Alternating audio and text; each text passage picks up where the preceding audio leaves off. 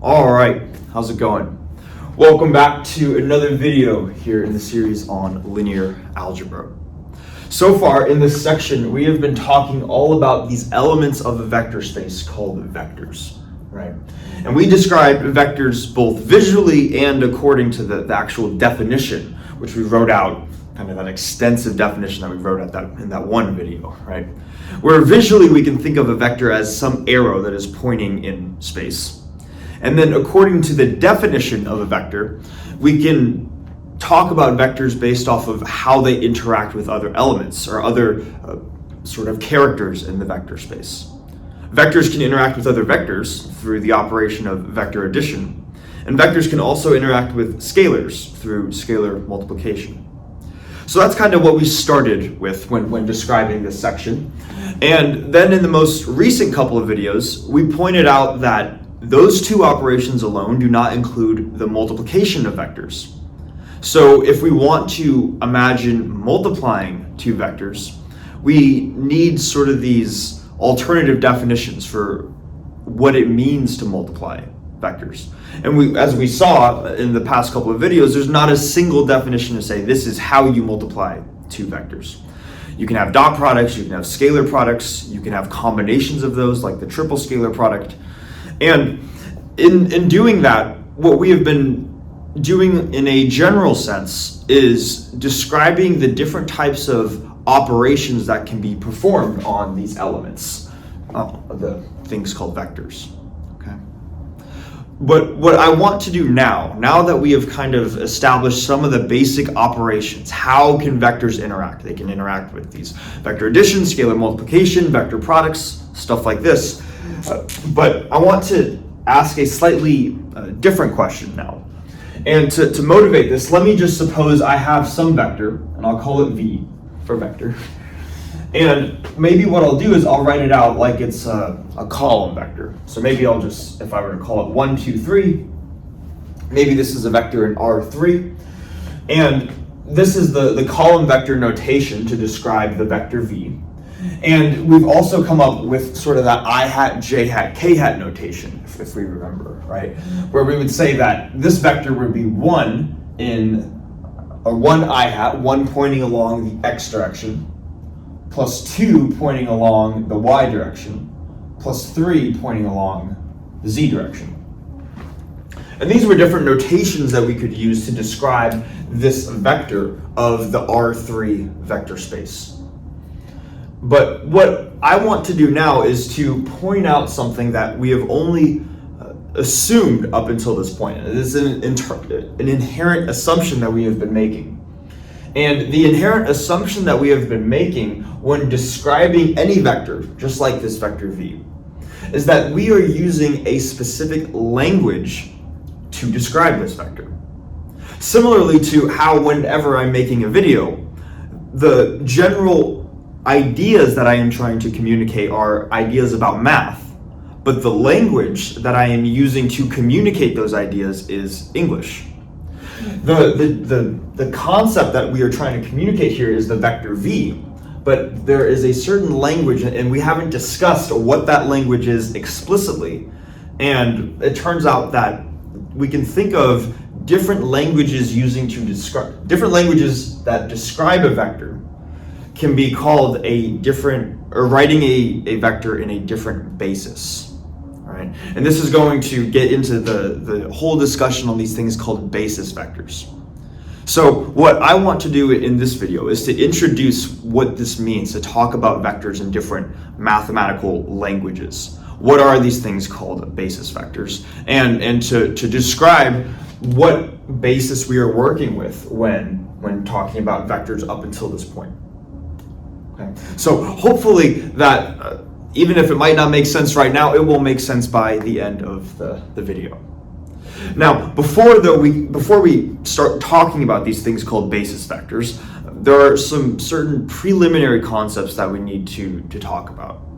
The first, I guess, main concept that we want to talk about is the notion of a spanning set of vectors.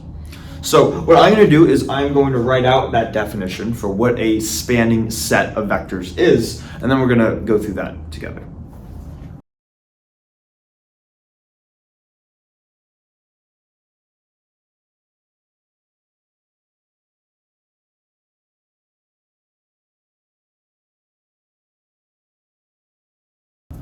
All right, so we have the definition here for a spanning set of vectors.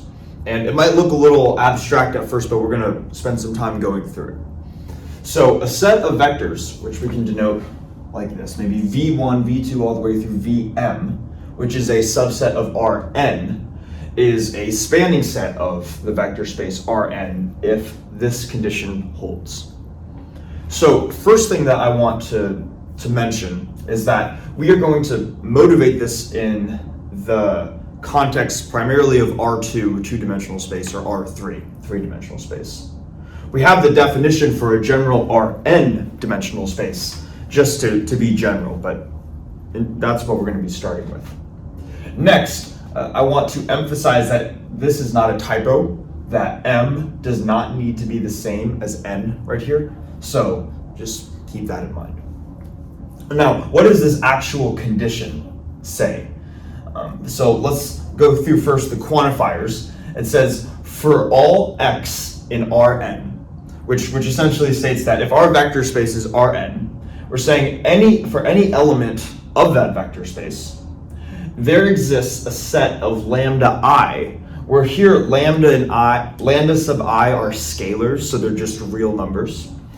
And so we're saying for any vector in a vector space, there exists a set of scalars such that that vector x in the vector space can be written as what is called a linear combination of this set of vectors right here, the spanning set of vectors. Okay.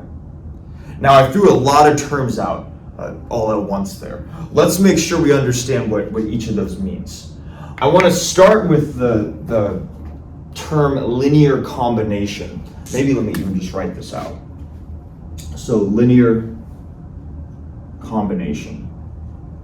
What that means. When I say a linear combination of vectors, what am I talking about? So we'll do this in the context of two vectors and three vectors again, but this can be applied to any number of vectors. So let's say that I have two vectors, v1 and v2, and I want to I want to come up with a linear combination of these two vectors. What that essentially means is I want to come up with a general expression to describe these two vectors using the operations defined on a vector space. So we say, okay, well, what are the fundamental operations defined on a vector space?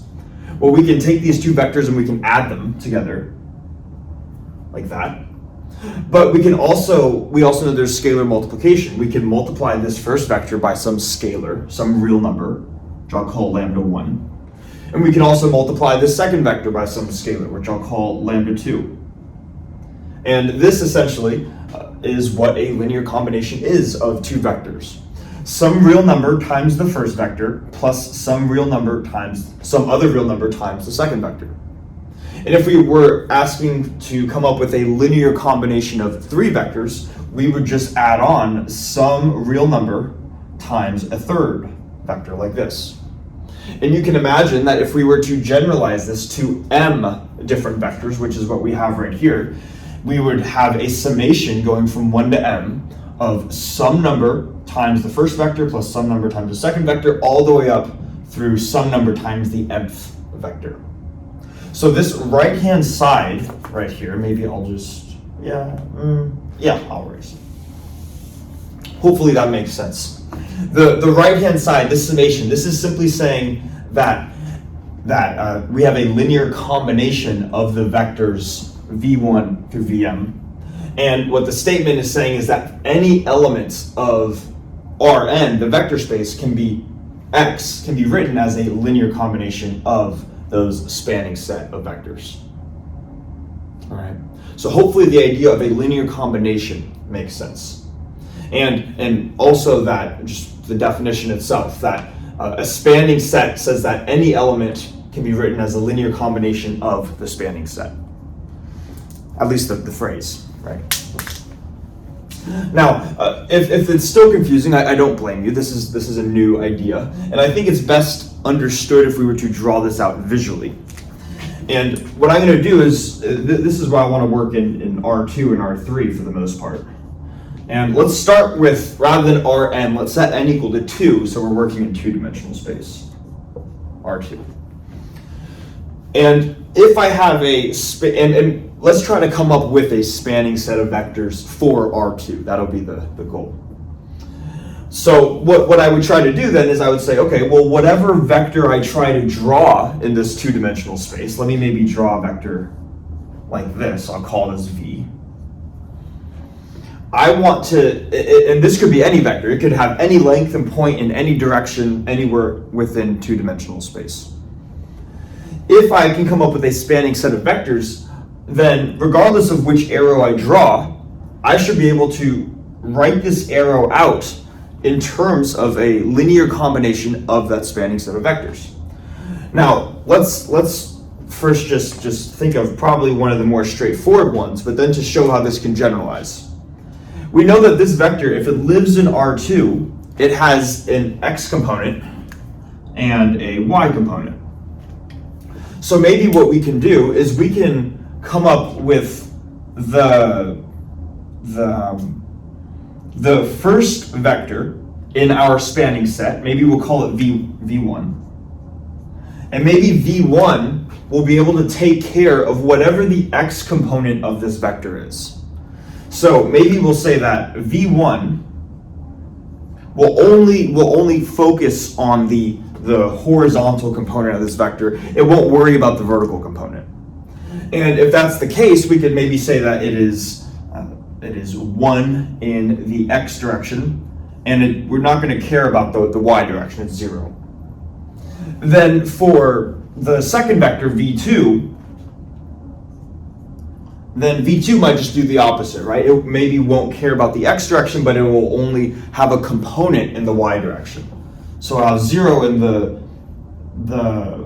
x direction and then 1 in the y direction. So this is an example of a first set of vectors, but let's actually show how they can be written as a linear, how this vector v and how any vector v can be written as a linear combination of maybe these two, for example. Let's just say, to keep it very general, this vector v, let's say that it has an x component of a and a y component of b. Then in that case, this vector, if we want to write it as a linear combination of this vector and this vector, we would just ask ourselves, how do we do that? So what we would do is we would just plug this into essentially this condition right here, and we would try to say that we have some number, lambda 1, times our first vector, 1, 0, and then we have some number, lambda 2, times our second vector, 0, 1. And this linear combination of v1 and v2 we should be able to pick some numbers for lambda 1 and lambda 2 such that this linear combination equals the vector v, equals a and b. And then we just ask ourselves, once we're at this point, what do lambda 1 and lambda 2 need to be? And we can hopefully see that if we were to multiply lambda 1 into here, lambda 2 into here, that lambda 2 times 0 is 0. So the second vector, again, it won't have an x component. So the only way that we can get a in the top component is if lambda 1 is a, so we get a times 1 plus something times 0, giving us a. Basically what I'm trying to say is, from this equation we would get that lambda 1 equals a, and then the same idea would work for b. We would say, okay, how can we get b over here if we have no contribution from this first guy? Then we just say, okay, well then we have a contribution from the second vector v2, which is lambda 2 times 1. Lambda 2 would need to equal b in order to get b on this other side. So lambda 1 equals a and lambda 2 equals b. So what this is showing, and I want us to keep the big picture in mind, is that regardless of what vector we have in two-dimensional space, a, b, it can be written as some combination of 1, 0 and some combination of 0, 1, depending on what we set lambda 1, our scalars, lambda 1 and lambda 2 to be. And hopefully it makes sense by having these But I chose these vectors because this one only focuses on the first component, this one only focuses on the second component. Okay, so this would be an example, the vectors 1, 0 and 0, 1 would be an example of a spanning set of vectors in R2. Okay, hopefully that makes sense. Okay. Now let's keep going. Because what if, for example, I want to introduce maybe another vector? Because after all, I did want to highlight in the beginning that I have a spanning set of vectors that go from 1 through m, but these guys are a subset of the vector space Rn, where m is distinct from n. So what if I wanted to, let's see, maybe come up with a third vector, v3, which I'll write over here, v3. And maybe I'll set this to 1, 1. I don't know. I can just come up with something. In this case, is it then possible to say that the set of vectors v1, v2, and v3 are a spanning set of R2? And the answer to that would be yes, that they would.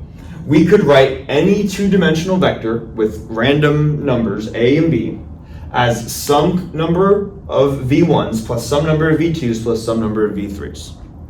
And I think probably the most straightforward way to see that is that we have some number of v1s this term plus some number of v2s second term.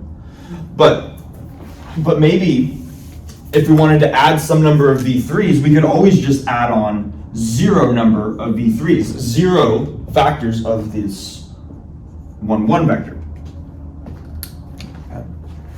So this is some linear combination of my vectors v1, v2, and v3.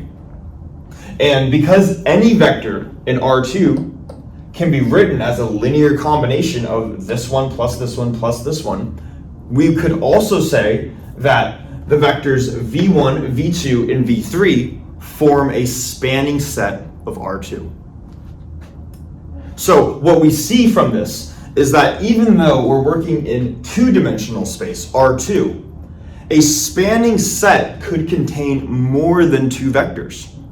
In fact, it could contain 100 different vectors. If we could just pick out 100 two-dimensional vectors, and as long as we don't even need to have these specific ones, as long as any two-dimensional vector can be written as some linear combination of those 100, even if some of the coefficients are 0, then that set of 100 vectors would be a spanning set of R2.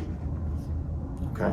So the number, and this is why m is different than n right here. We could have more vectors in our spanning set than whatever the value of n is. Okay? So hopefully that makes sense, and we can see why that is the case. All right. Now let's ask the question. We've already shown that m could be more than n. We could have v1, v2, v3 be a spanning set of R2.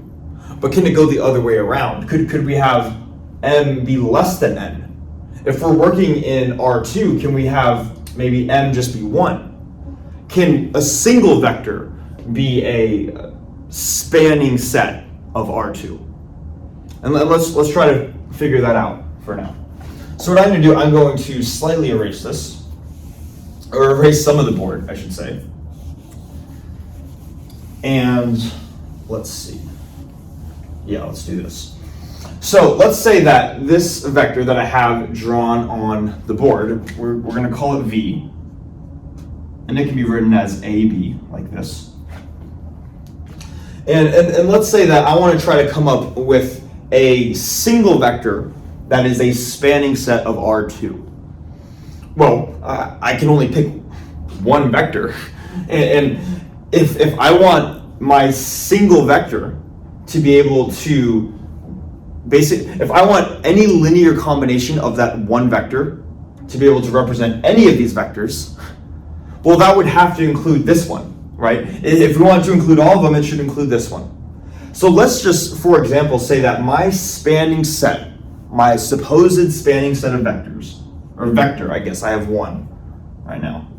Let's just set it to be whatever this individual vector is. Let's set it to be AB. So that way, I could take this arbitrary vector v, which is AB, and write it as a linear combination of one vector. We'd ask, how would we write it as a linear combination of one vector? That would just be some scalar, some real number multiplied by this. So that would be lambda times AB. And in this case, lambda would be 1. So it might, from this, it might initially seem like we said, okay, we arbitrarily defined this vector A, B, and we found one vector that can be written as a linear combination of AB. Does that mean that this single vector, V1 being AB, is this vector a spanning set of vectors of R2? And the answer is actually no. Let's see why. What we could do is, this is one specific choice of a vector, AB. What we could also do is we could come up with another vector, maybe U. And maybe U has different x and y components. To keep it general, I'll call it C and D. But the idea is that U is pointing in a different direction than V. It is not parallel to this vector right here. Then if we were to ask, all right, our supposed spanning set, we already saw could be a linear combination of this, could be used to represent the vector V. But could a linear combination of this spanning set, V1, be used to represent a different vector, U? In other words, can we take some coefficient, lambda, some real number, multiply it by our spanning set, AB, and get, rather than V, get a different vector, U, CD. And in other words, is there a real number lambda that would make this equation true? And you can imagine that we could multiply lambda into here, so we'd get, each component would have a factor of lambda, so we have lambda A, lambda B. And that would lead to two equations. The top component would give us lambda equals C over A, and the bottom component would give us that lambda equals D over B. So it's like we're saying, in order for this equation to work, the top component would get satisfied if lambda is this value. The bottom component would get satisfied if lambda is this value. So it's like lambda needs to be different values in the general case in order for this to be a thing. What I'm trying to say is that even though our spanning set, and this is more of the big picture now, if we were to take one vector, suppose it is our spanning set, it would be able to capture this first vector V, which is AB, and it could also capture any multiple of this vector AB, right? Because a linear combination of this is some real number lambda times AB. So what would this actually span if it doesn't span R2? Well, if I could set lambda to be whatever I want, then I could, lambda, if it's larger than 1, is going to make the arrow longer. If it's less than 1, is going to make the arrow shorter. So if I could set this to whatever I want, we can imagine setting the lambda to be larger, larger, larger, larger, larger as it continues along this line. We could also, and maybe I'll even it's getting pretty messy here, but you can imagine a line extending out. I could also set lambda to be a negative number, in which then it would just span out in the negative direction. What I'm trying to say here is this line is what the span of a single vector V1 would be. And regardless of which single vector we choose, the most that a single vector could span is simply a line. And no matter what line we draw, that is not going to be able to capture all vectors. And really, it's not going to capture any vector that doesn't lie along this line. The vector u here we see is pointing in a different direction. It does not lie along this line. Therefore, it cannot be written as some linear combination of the vector AB. Okay. Hopefully that makes sense. What I'm trying to say, this gets back to the question we asked a couple minutes ago. We said that a set of vectors could be a spanning set if the value of m is greater than the value of n. In other words, if we have more vectors, if we have maybe v1, v2, and v3 in R2. But we cannot have less vectors than the dimension of this vector space, the value of n. So if we're working in R2, we cannot have one vector span the vector space. If we're working in R3, we can't have one vector or two vectors span the vector space. If we're working in R20, we can't have 19 vectors span the vector space. In other words, we need at least the value of n. If we're working in R3, we need at least 3 vectors to span the vector space. If we're working in R100, we need at least 100 vectors to span the vector space. I hope that makes sense. Okay. Now, let's just try to ask one final question. If we said that we could have more vectors in here than the size of n, or the dimension of the vector space, does that necessarily, let's say for example, when we were working with R2 and we had our 3 vectors v1, v2, and v3. Let me erase this and just write out those again. So we said that v1 is 1, 0, v2 equals 0, 1, and v3 equals 1, 1, like this. And we said that this was a spanning set of R2 because any vector in this two-dimensional space can be written as a linear combination of these 3. Now, I want to ask the question, just because we have more vectors than the dimension of the vector space, in other words, just because we have 3 vectors and we're working in two-dimensional space, does that necessarily mean that we're guaranteed to have a spanning set? Just because m is greater than or equal to n, is that a sufficient condition in order to say that we have a spanning set? And maybe take some time to think about that. Assuming we pause the video. If it's still confusing though, this is why I'm here, to try to explain that. The short answer is no. Just because we have more vectors than the size of our vector space, in this case, just because we have 3 vectors to describe a 2-dimensional vector space, or if we were to have 6 vectors to describe a 5-dimensional vector space, or 100 vectors to describe a 2-dimensional vector space, that's the fact that it is larger than the size of the dimension of the vector space, that does not guarantee that we have a spanning set. Let's see why. Suppose now, for example, rather than having v1 be this and v2 be this, let's just say that v1 is equal to this and then v2 is equal to 3, 0. Very convenient choice. These are 2 different vectors, right? v1 points in the x direction with a length of 1. v2 points in the x direction with a length of 3. And if we want to ask ourselves if this is a spanning set, maybe let me just put a v3 in here. 5, 0. I have 3 vectors here, and I want to ask if they're a spanning set. What I would be inherently asking is, can any 2-dimensional vector be written as some combination of this one, plus some combination of this, plus some combination of this?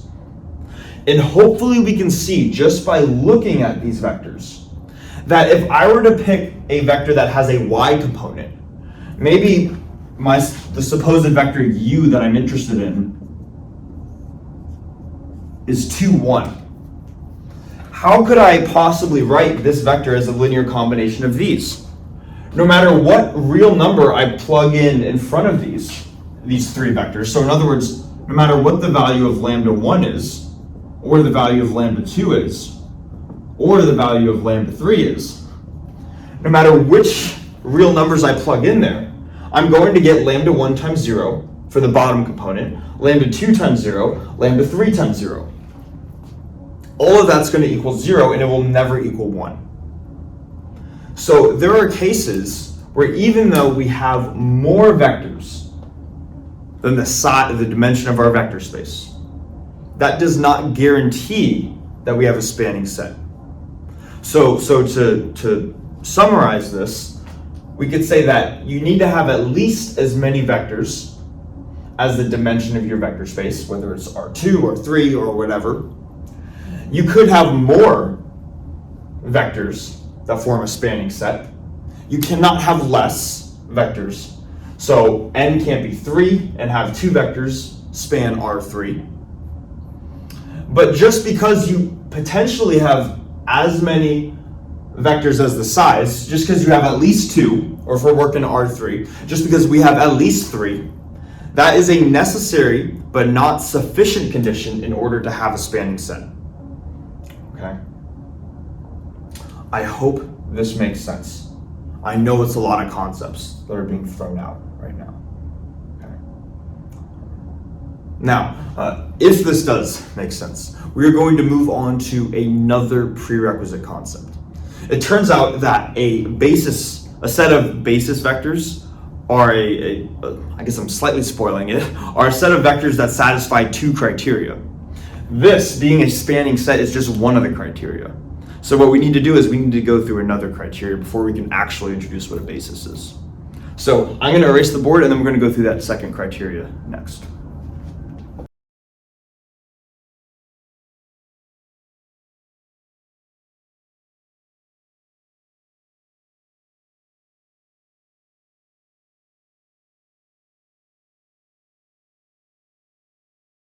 Okay, so we have the definition now for this second concept, which is called linear independence.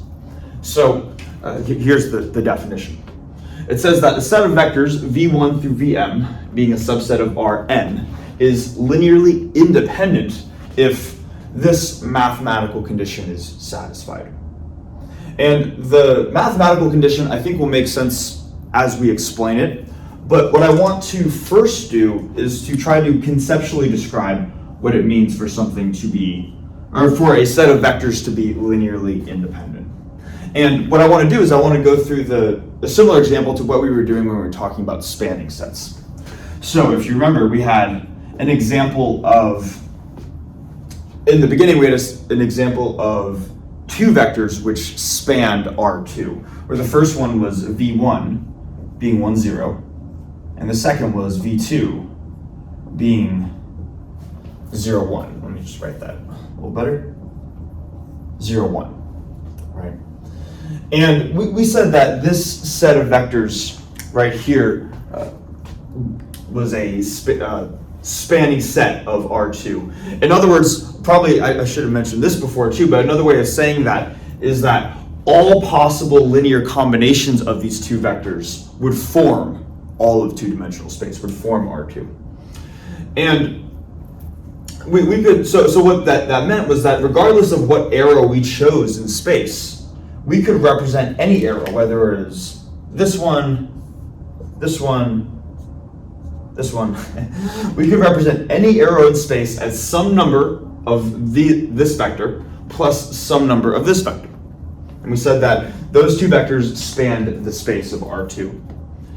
Then right after that, we said, okay, well, what if we introduced a third vector, which we called v3? And that vector, I believe, was 1, 1, right? And then we asked the same question. We asked, does this set of vectors v1, v2, and v3 span the space of R2? Maybe I should just write R2 real quick. And we said the answer was yes, right? We said that whatever arrow in space we chose, that any arrow could be written as some number of this, plus some number of this, plus some number of this. And I think the specific example we said is that if we have an arbitrary vector, v, which had coordinates ab, this is written as ab, then we could write this vector v as A times the first vector plus B times the second vector. And then we said that because the first two vectors already span the space, the third one was really unnecessary. We could just add 0 and be okay with just these first two. 1, 1.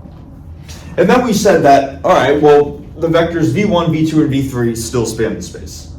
But doesn't it seem like there should be some way to distinguish those two cases? v1 and v2 span the space by themselves, and we added this essentially unnecessary vector v3, but at least when we were only concerned with spanning sets, we could add v3 into our spanning set. But there's this issue of v3 acting sort of redundantly, like we didn't need it in the first place. We could have put 0 here every single time, 0 factors of v3, and we would still be okay. So that is sort of the motivation for saying that a set of vectors is or is not linearly independent. Essentially what it means, I guess conceptually, for a set of vectors to be linearly independent is that if you have a set of vectors v1 through vm and they span some space, whether it's Rn or whatever, they span some space. A set of vectors that are linearly independent means that every vector in your set that you're looking at is required, is necessary to be used in this linear combination. In other words, there are no redundant vectors, no vectors that are unnecessary that can be added to the linear combination. In the case where you have a vector that appears to be redundant, not needed, unnecessary, that would be conceptually, at least intuitively, how we would think of a set of linearly dependent vectors rather than linearly independent vectors. So it's the notion that every vector in your potential set would be required in order to have that spanning set. Is conceptually how we can think of linear independence. Okay. But let's get a little bit more specific. How can we sort of quantify that? And that's eventually where we get to this condition right here.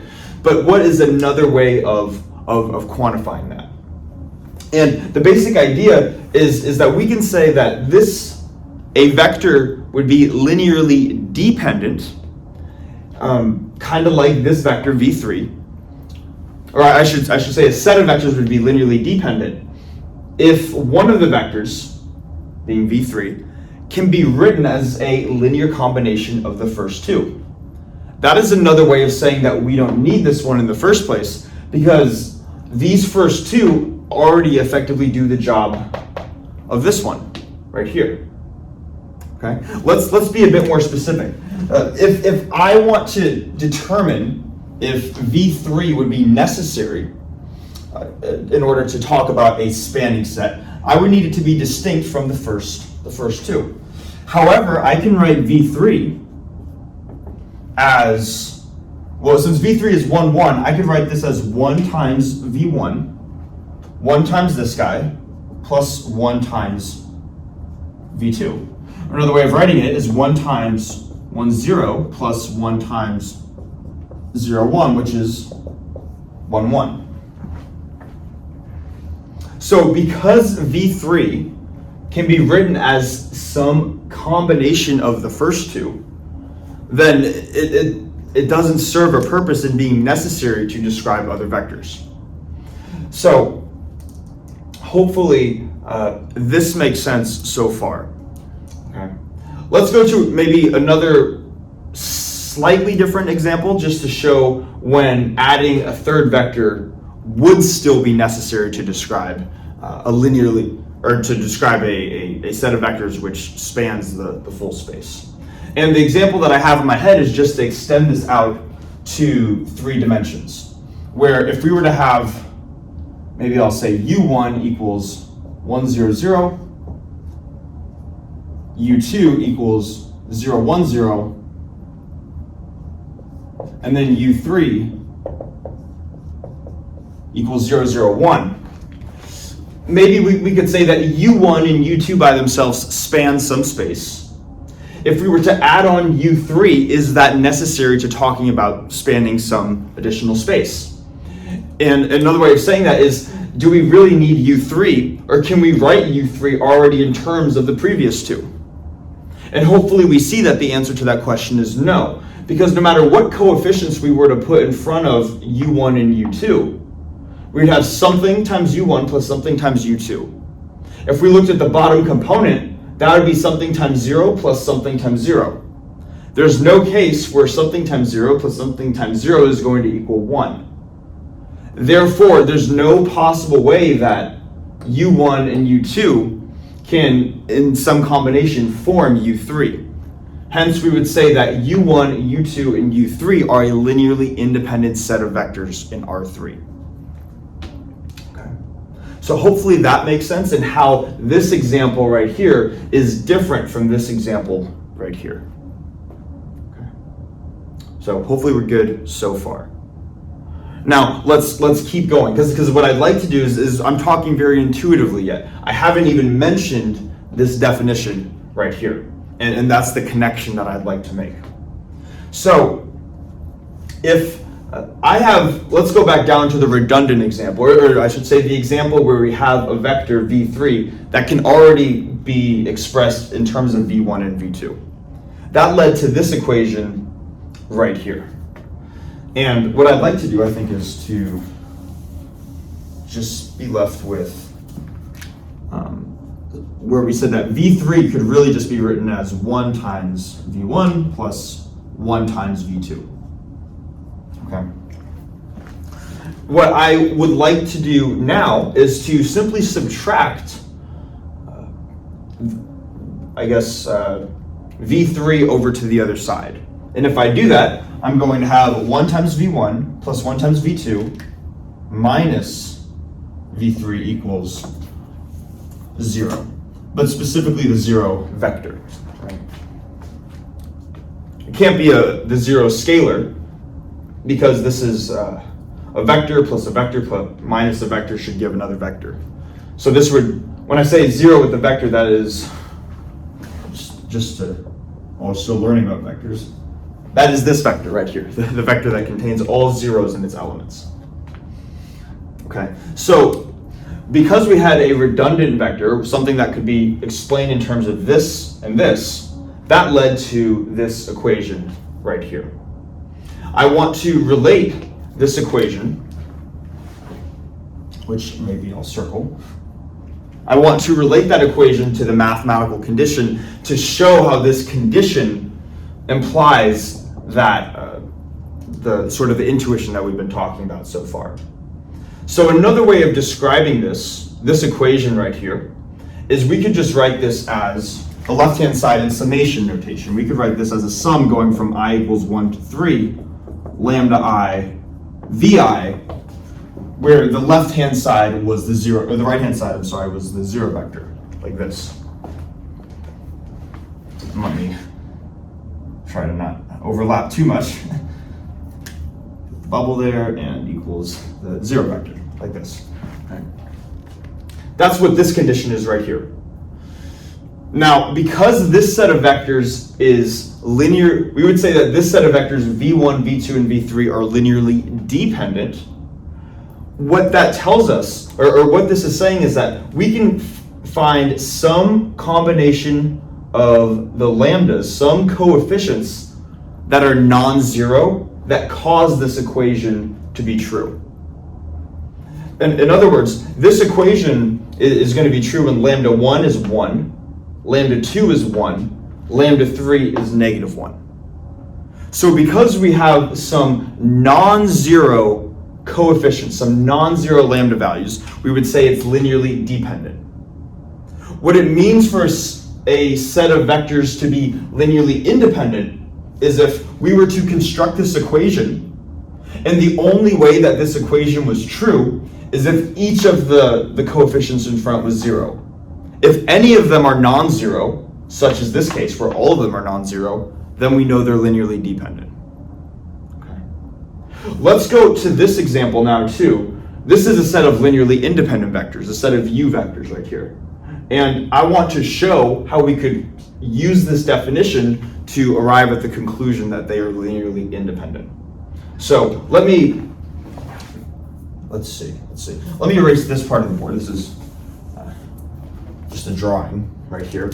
And this is a good, I think good too, because this will show us exactly how we can determine if a set of vectors is linearly independent or not. So what we would do is we would simply apply this condition right here. We would take some linear combination of our set of vectors in question. So here I'm going to have lambda 1 times u1, which is 1, 0, 0, plus lambda 2 times u2, 0, 1, 0, plus lambda 3 times u3, 0, 0, 1. And I'm going to set this equal to the 0 vector, right? The right-hand side, which is, let's move this over, 0, 0, 0. Sorry, it's getting a little messy. Equal to 0, 0, 0. This is a set of linearly independent vectors, and what we are doing right now is we are asking ourselves, is there any combination, or what combination of lambda 1, lambda 2, and lambda 3, what real numbers could I plug in that's going to make this equation true? And hopefully it makes sense. Maybe let's just go through the first component. If I were to look at the top component of this equation, I would have lambda 1 times 1, or lambda 1, plus something times 0, plus something times 0 equals 0. So maybe if I were to write out just the very top component, I would have lambda 1 times 1, plus 0 equals 0. What does that mean lambda 1 has to be? 0, right? So this implies lambda 1 equals 0. And then the same logic is going to apply for lambda 2 and lambda 3. Because it is the only, lambda 2 is the only non-zero component in the middle, the y component, and lambda 3 is the only non-zero number in the z component. Everything else is 0. We're also going to have the same idea where lambda 1, 0, lambda 2 is lambda 3, 0. So because all of these coefficients are equal to 0, and that's the only way, the only possible way that this equation can be true, then therefore we'd say that set of vectors is linearly independent. Okay? Hopefully that makes sense. This is the condition that we would use to test linear independence of vectors. To test if all of the vectors that are in question, u1, u2, and u3, are they all necessary to describe this space, or are some of them redundant? Right. Now, I want to make, before we finish with linear independence, I want to make one subtle but very, very important distinction. We have kind of a lot going on, but this was all with the set of u vectors. Down here was kind of the set of v vectors, and we said that v1, v2, and v3 are not linearly independent. They're linearly dependent because this one wasn't really necessary. So, could it be true that, let's see, I should probably erase some stuff as I'm thinking about this. I'm going to erase this. This is, yes, because we just talked about this. I want to save this space to talk about one more thing. So, with the case of the v vectors, a set of linearly dependent vectors, we could also go through this same condition right here, where I have lambda 1 times u1, which I erased, which is 1, 0, plus lambda 2 times u2, or v2, which is 0, 1, plus lambda 3 times v3, or 1, 1. That's this linear combination on the left-hand side of the definition. And I'm going to set it equal to the 0 vector. And maybe we wanted to test if v1, v2, let's write out v1 real quick. v1, v2, and v3 were linearly independent, right? Someone could make the claim, and they would be true, or they would be correct in saying, well, can't we just set lambda 1 to 0, lambda 2 to 0, and lambda 3 to 0, and then the equation's true? Because 0 times 1 plus 0 times 0 plus 0 times 1 equals 0 for the top component. And then for the bottom component is 0 times 0 plus 0 times 1 plus 0 times 1 equals 0. So wouldn't that satisfy the definition of being linearly independent? We have this equation, and that led to the fact that all the lambdas are 0. And the answer is no.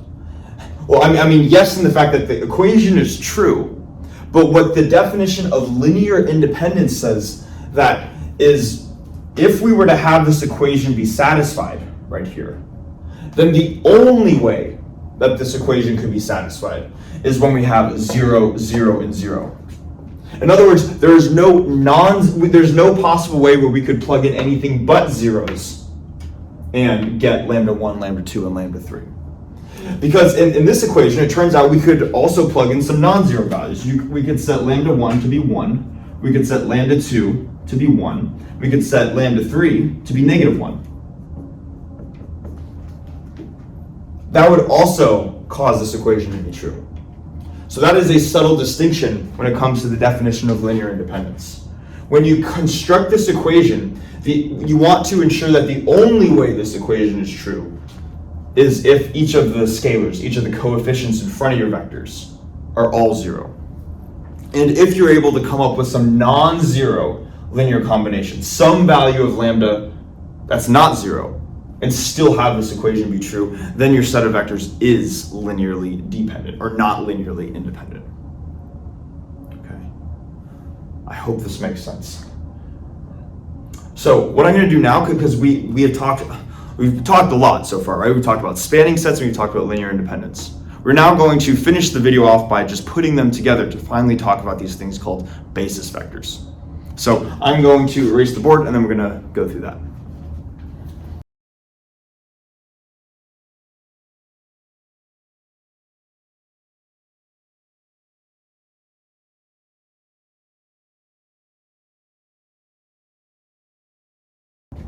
All right, so we have arrived at the target or like the goal for this video, I guess, which is to talk about these things called basis vectors. And this is going to be just about the end of the video. We're going to, I guess, dive into more examples and hopefully solidify our intuition with those examples in the next video. But let's just introduce at least what a basis is. So a basis of Rn, whatever the value of n is just simply going to be a set of linearly independent vectors which span Rn. So to summarize, this is effectively a summary of this entire video. We have so far gone over spanning sets, and we have gone spanning sets of vectors, and we have gone over linearly independent sets of vectors.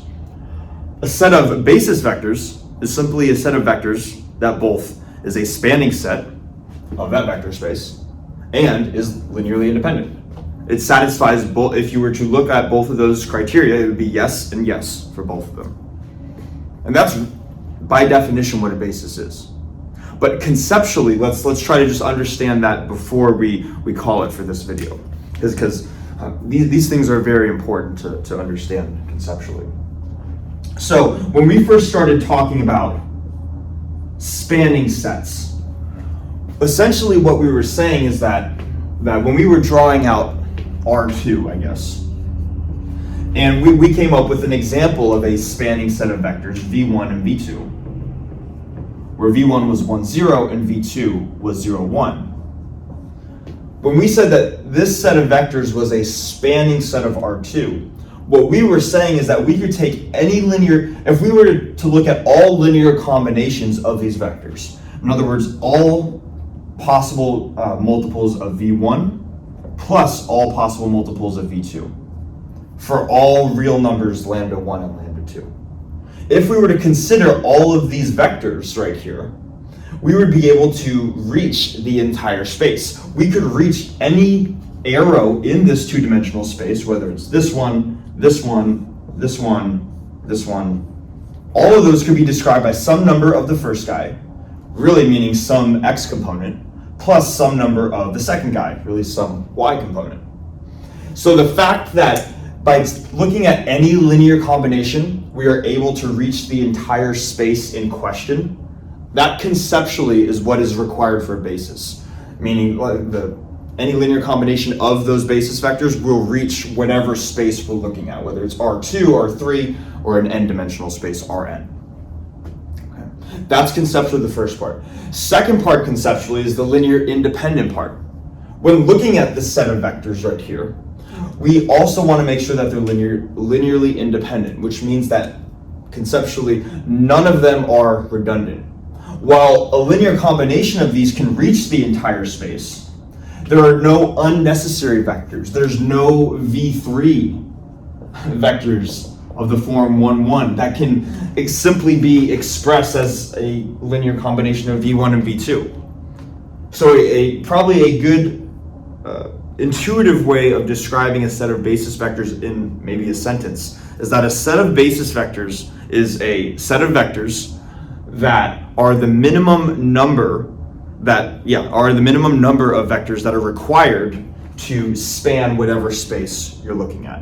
And when you have that set of vectors, you have a basis for that vector space. Okay. I want to call it there because there's already a lot of stuff to process in this video. We're gonna in the next video kind of dive into this stuff in terms of examples and go through maybe just a little bit more material, but I really want to make sure this stuff gets solidified because this is some of the I guess foundations of linear algebra. And also too, because in the beginning of this video I mentioned the whole thing with languages, how we could use different languages to describe the same type of vectors. What I really was trying to say was that we could use different bases of a vector space to describe the same vector. I didn't make that connection beyond simply mentioning it in the beginning of the video. I really want to solidify that as well in the next video. But hopefully the stuff in this video made sense. I know it was a lot, and I hope you guys continue to watch going forwards. So yeah, thanks for watching, and I will see you guys in the next one.